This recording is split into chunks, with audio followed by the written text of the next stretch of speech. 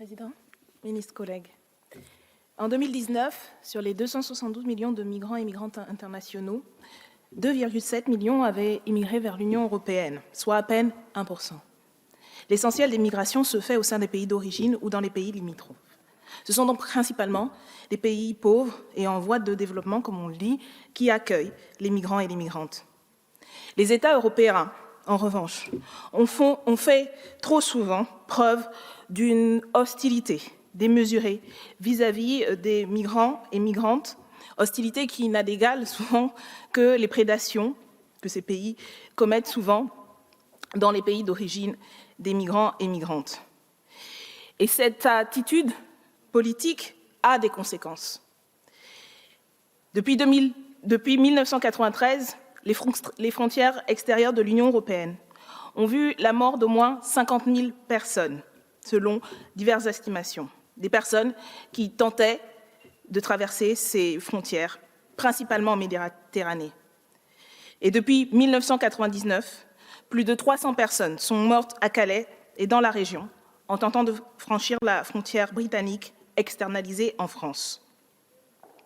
Il y a urgence à redéfinir les termes à la fois du débat public sur les migrations, trop souvent monopolisé par des discours xénophobes, et à refonder notre politique d'accueil.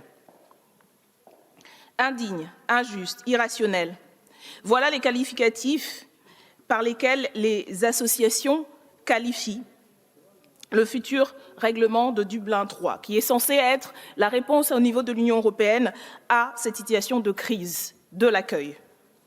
Le pacte européen sur l'immigration et l'asile présenté par la Commission a pour vocation affichée de renforcer l'imperméabilité des frontières européennes, accentuer la solidarité entre les États dans l'accueil et faciliter les expulsions.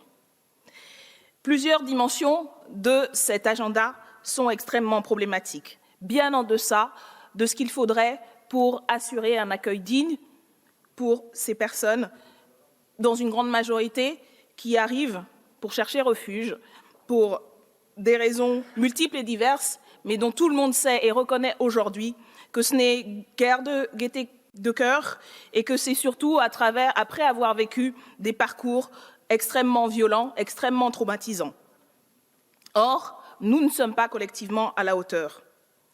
L'harmonisation du traitement des demandes d'asile entre États européens pose problème, car ce type de démarches se sont toujours faites jusqu'à présent par le bas, au détriment des droits des personnes concernées. La création du mécanisme de solidarité qui est censé désengorger les États d'entrée dans l'Union européenne est jusqu'à présent lettre morte, étant donné que, depuis sa création, aucun pays n'a respecté ses engagements en termes de relocalisation. La multiplication des hotspots aux frontières et des centres d'accueil chargés d'examiner des demandes d'asile selon une nouvelle procédure accélérée est une pratique contraire au droit et à toutes les conventions internationales. Mais cela facilite les expulsions, alors allons-y.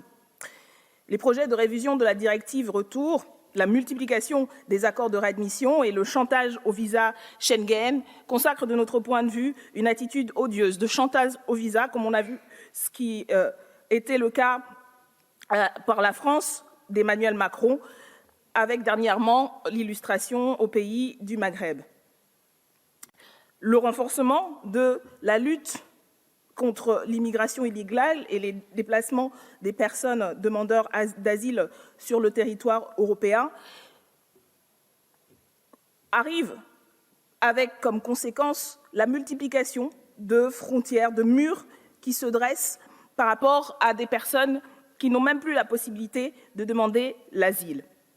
Bref, ce qui est prévu aujourd'hui au niveau européen et ce qui est mis en place au niveau européen et au niveau français sont un affront à la dignité humaine des personnes qui cherchent refuge sur nos sols et à notre propre droit et à nos propres principes. Nous sommes, à la France insoumise, favorables et partisans d'un accueil digne en France et en Europe. Il est possible, il n'y a pas d'invasion, il n'y a pas de submersion. Il y a un choix politique qui est fait depuis des décennies de refuser cet accueil pour des raisons politiciennes et nous positionnons en désaccord avec cette politique pour un accueil digne au niveau français et au niveau européen.